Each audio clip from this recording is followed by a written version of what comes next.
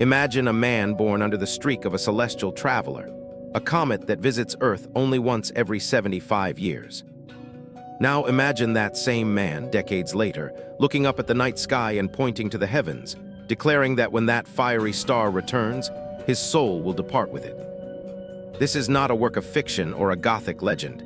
It is the documented reality of Samuel Clemens, the man the world knew as Mark Twain. But he was not alone.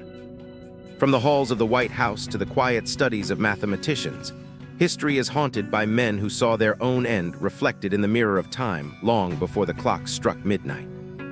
Part I, the Cosmic Twin, the story of Mark Twain in the quiet town of Florida, Missouri, in the year 1835. The night sky was ablaze.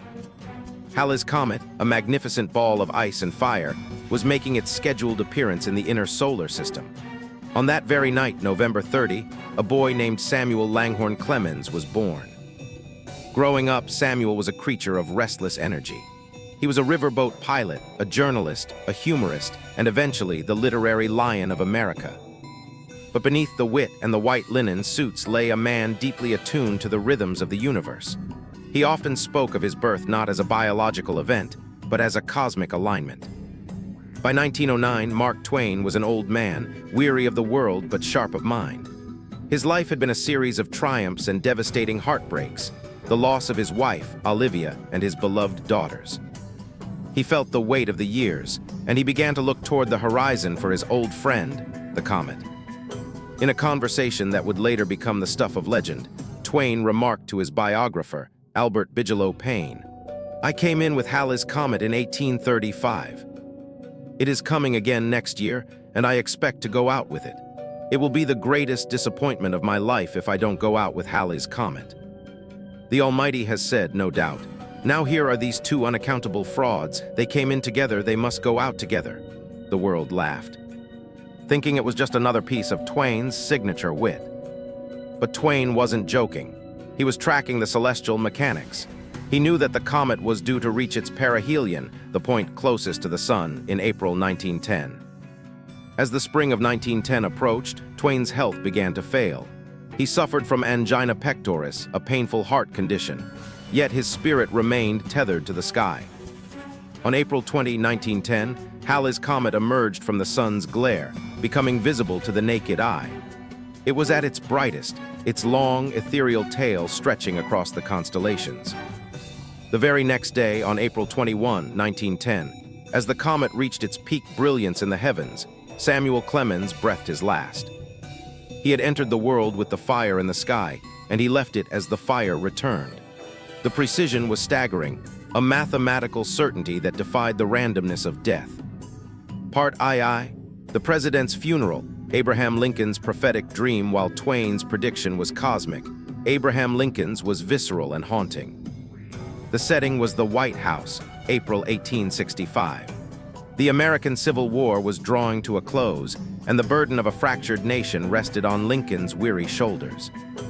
10 days before his assassination, Lincoln had a dream that he recounted to his close friend and bodyguard, Ward Hill Lamon. This wasn't a vague nightmare. It was a detailed, cinematic preview of his own funeral. Lincoln described a death-like stillness that fell over the White House. In the dream, he wandered from room to room, hearing the sounds of muffled sobbing but seeing no one. He reached the East Room, and there his blood ran cold. In the center of the room was a catafalque, upon which rested a corpse wrapped in funeral vestments.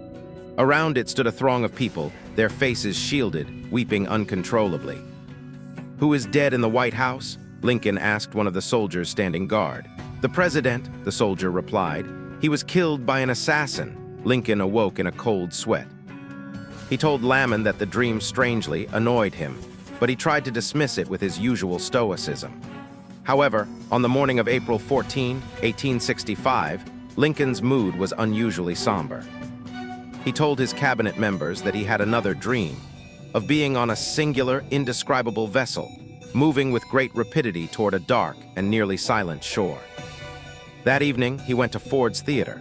As he sat in the presidential box, the prophecy of the East Room moved from the realm of dreams into the pages of history. John Wilkes Booth fired the fatal shot, and just as the dream had predicted, The nation mourned a president who had seen his own shroud before he ever wore it.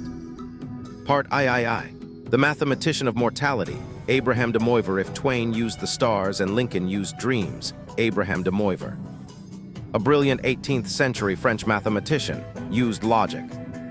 De Moivre was a pioneer in the field of probability and the study of the normal distribution. He looked at life and death not as mysteries, but as data points. In his later years, de Moivre noticed a peculiar pattern in his own physiology. He realized that he was sleeping 15 minutes longer every night. Being a man of numbers, he didn't see this as a sign of mere exhaustion. He saw it as a mathematical progression.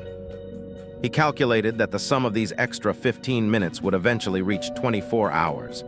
He concluded that on the day his sleep duration reached 24 hours, he would simply cease to exist. He sat down and calculated the exact date, November 27, 1754. As the date approached, his friends and colleagues watched with a mix of curiosity and concern. De Moivre remained calm, watching his sleep cycles increase with the precision of a Swiss watch. On the night of November 26, he went to bed as usual. On November 27, 1754, the extra minutes finally accumulated to a full day. He never woke up. He died exactly when his equations said he would. Part IV. The man who wrote the Titanic's fate, perhaps the most chilling story, is that of William Thomas Stead, an investigative journalist and one of the most famous men of the Victorian era. Stead was a pioneer of new journalism, but he was also fascinated by the occult and spiritualism.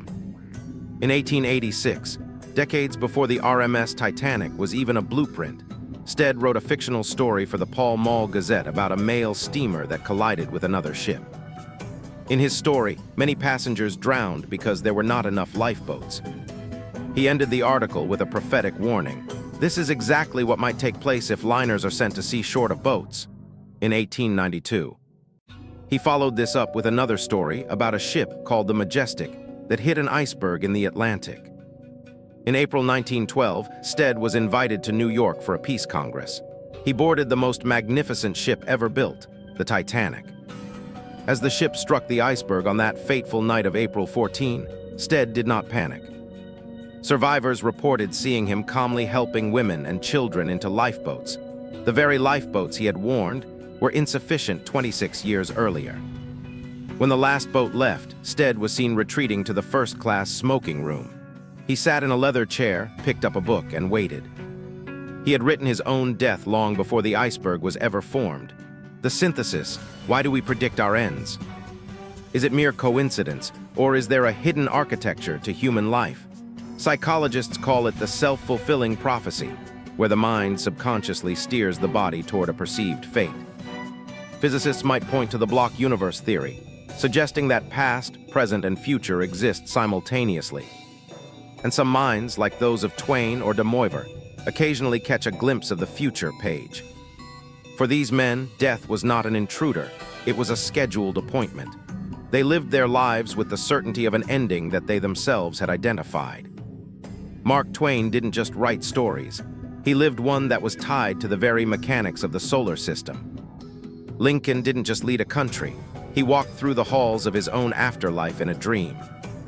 These stories remind us that while we all must face the undiscovered country, some of us have already studied the map. Final reflection: the history of the man who predicted his own death is a testament to the strange, unyielding connection between the human mind and the passage of time. Whether through the lens of a telescope, the logic of a formula, or the fog of a dream, these figures proved that sometimes the end is not a surprise, it is a fulfillment. In the words of Mark Twain himself, the fear of death follows from the fear of life. A man who lives fully is prepared to die at any time, especially, it seems, if he knows exactly when the comet is coming back. Part V, The Oracle of the Hardwood, Pete Maravich. For an American audience, few stories are as haunting as that of Pistol Pete Maravich. Pete was a basketball prodigy, a man who revolutionized the game with his flamboyant passing and incredible scoring ability long before the three-point line was a standard. But Pete was also a man haunted by a strange, internal clock. In 1974, during an interview with a reporter for the Beaver County Times, A 26-year-old Maravich made a statement that was so specific it would later send chills down the spine of the sports world. He said, "I don't want to play 10 years in the NBA and then die of a heart attack at 40. At the time, it seemed like a throwaway comment, the dramatic flair of a young athlete. But let's look at the cold, hard facts that unfolded years later. 1. The career. Pete Maravich played exactly 10 seasons in the NBA, 1970-1980. 2. The age. On January 5, 1988, while playing a pickup game of basketball in a church gym, Pete collapsed. 3. The cause. He died of a sudden, massive heart attack caused by a rare congenital defect. He had been born without a left coronary artery. He was exactly 40 years old. What makes this prediction legendary is its precision. He didn't just predict his death. He predicted the duration of his career, the cause of his death, and his age at the time of his passing. It was as if he had read the final page of his own biography 14 years before it was written. Part VI. The Fear of 13, Arnold Schoenberg, while Maravich's prediction was a verbal slip of the tongue.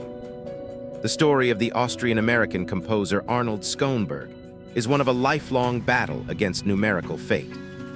Schoenberg was the pioneer of the 12-tone technique in music, but he was also a severe sufferer of triskaidekaphobia, the irrational fear of the number 13. Schoenberg's obsession with the number 13 was pathological. He avoided staying in rooms with that number and was terrified of birthdays that were multiples of 13. The climax of this terror occurred in 1951. Schoenberg was 76 years old. A friend, who was also an astrologer, pointed out to him that 7 plus $6 equals $13. This revelation sent Schoenberg into a spiral of anxiety. He became convinced that his 76th year was his final year because of its numerical connection to his greatest fear.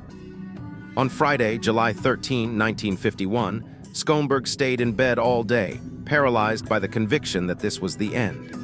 His wife tried to reassure him, telling him the day was almost over. At 11:45 p.m., just 15 minutes before the day ended, Schoenberg looked at his wife, uttered the word harmony, and died. Part VII. The Uncanny Double. King Umberto I of Italy. This story moves from the realm of numbers into the realm of the doppelganger. In July 1900, King Umberto I went to a small restaurant in Monza, Italy, for dinner. To his absolute shock, the owner of the restaurant was his physical twin. They looked identical in every facial feature, height, and build.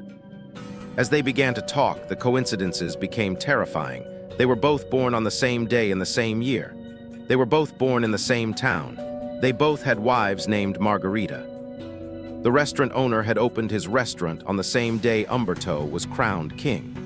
The king was fascinated and invited the man to attend an athletic event with him the next day. However, the next morning, the king received news that the restaurant owner had been killed in a mysterious shooting accident. Deeply shaken, the king turned to his aide and said, "This is a dark omen. I feel my own end is near." Moments later, as he was getting into his carriage, an anarchist emerged from the crowd and fired 3 shots. King Umberto I died on the spot. The double had died first, serving as a biological herald of the king's own demise. Part VIII. The mathematical architecture of fate. To understand how these men could see their ends, we must briefly look at the logic of probability. In mathematics, we use the Poisson distribution to predict the probability of a given number of events occurring in a fixed interval of time. While mathematicians like Abraham de Moivre, whom we discussed earlier, used these concepts to calculate mortality, the philosophical question remains: is our death a fixed point in time, or a variable that we can sense? In the USA, research into death premonition, often called thanatophobia or pre-death awareness, suggests that many people, particularly the elderly or those with chronic conditions, experience a sudden calm or a certainty of their end. However, the cases of Twain or Maravich go beyond biological intuition. They suggest a pre-written script. Part IX.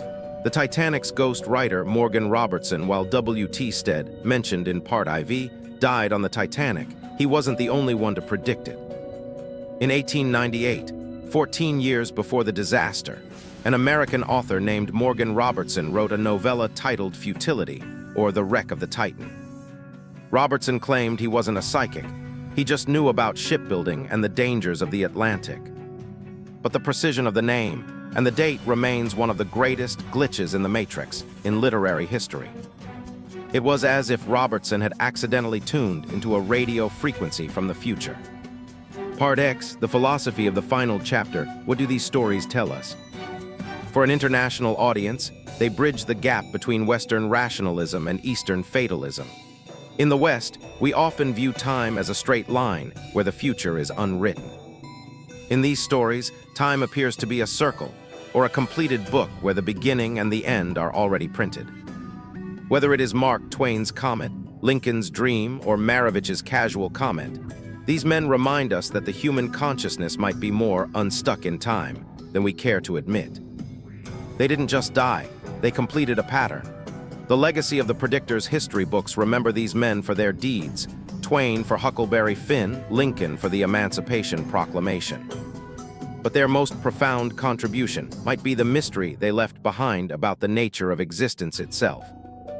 They showed us that the end is not always a surprise. Sometimes it is the final, perfect note in a symphony that was written long ago. Part XI, the radio prophet, the eerie last words of Frank Pastor in the modern era of American media. Few stories are as chillingly documented as that of Frank Pastor.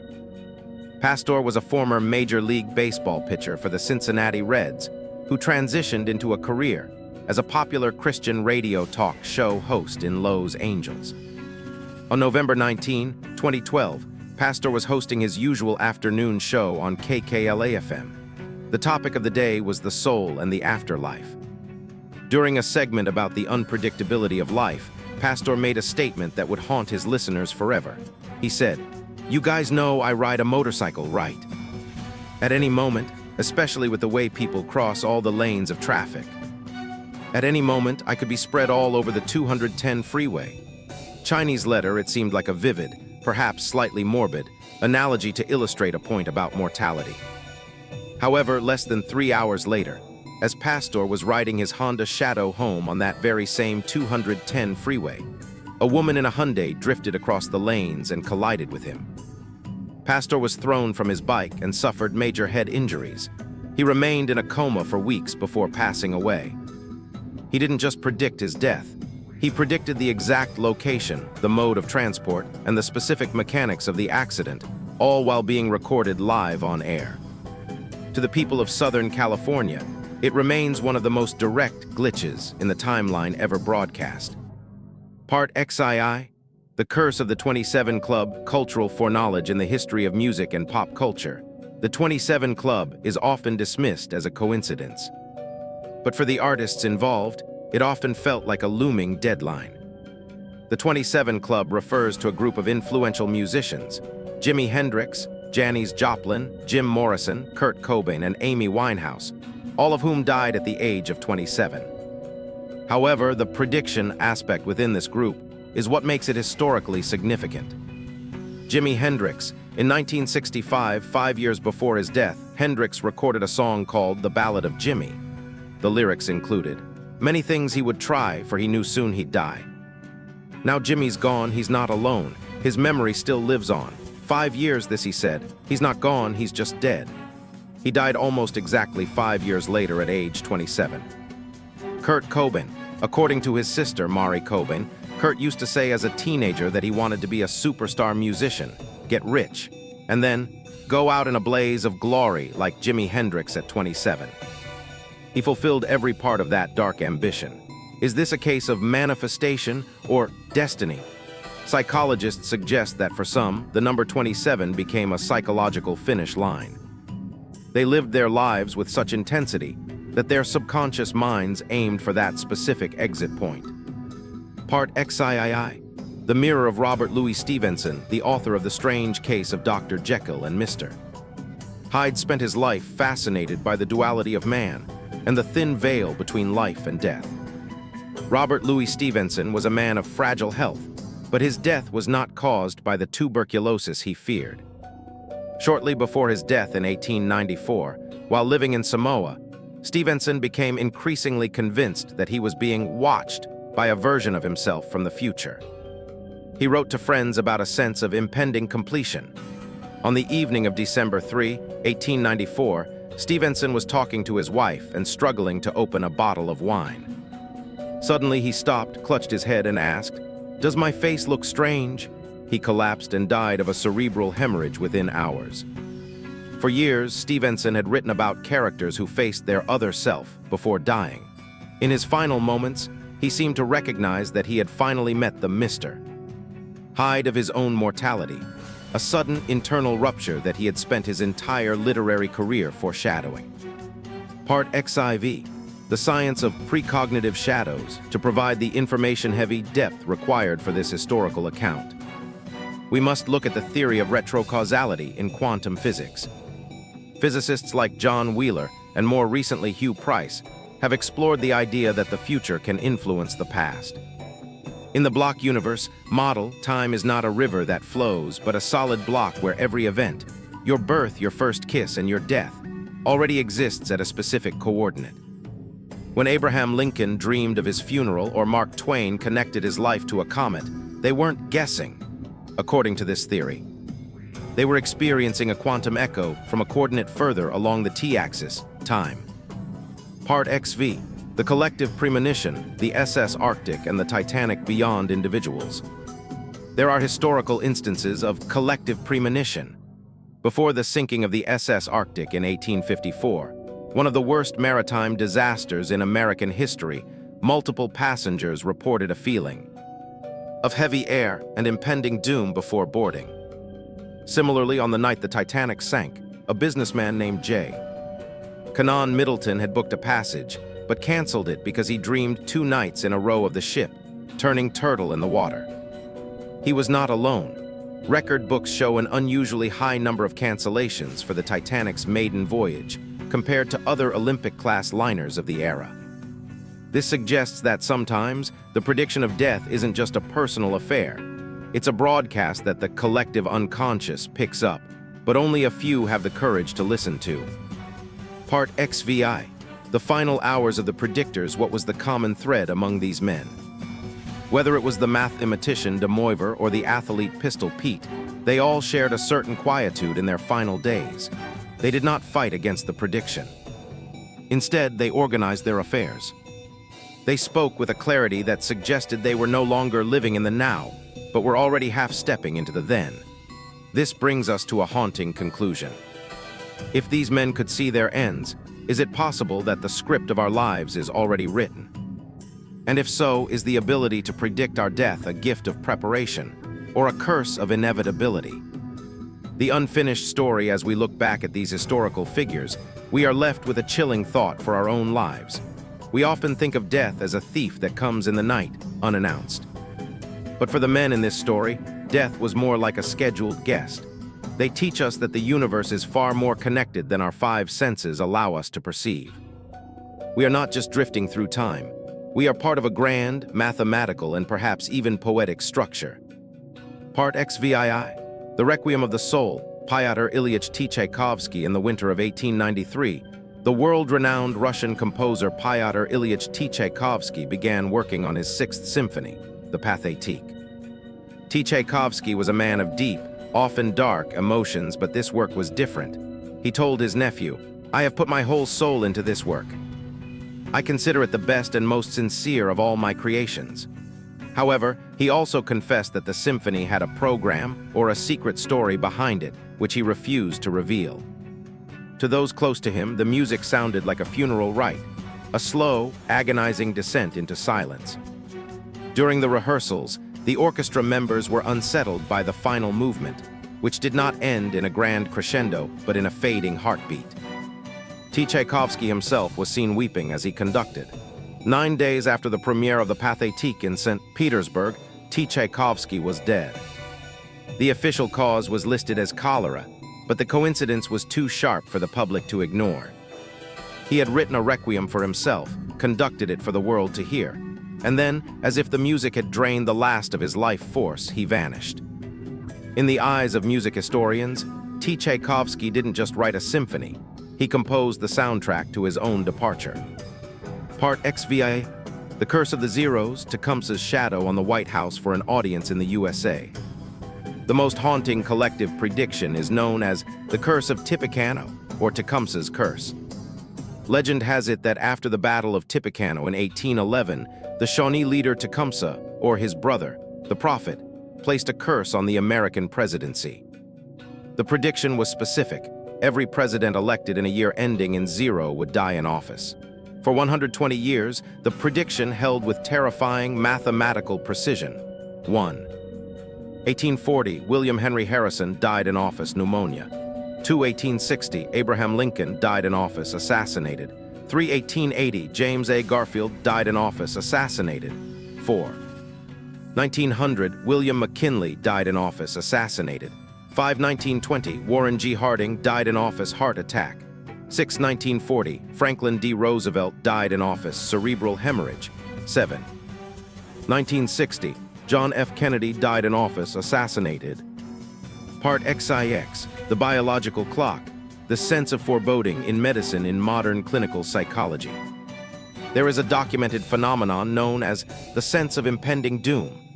Doctors and paramedics in the US and Europe are trained to take it seriously.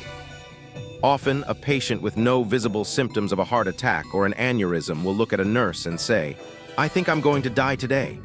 Statistically, these patients are significantly more likely to suffer a catastrophic medical event within the next 24 hours. Biologically, the body may be detecting subtle changes, a microscopic shift in blood pH, a flicker in heart rate variability, or a surge in stress hormones that the conscious mind can't name but the gut understands perfectly. These people are not psychics. They are simply the first to hear the alarm bells ringing inside their own cells. Part XX, the grand conclusion, the architecture of time, Twain once said.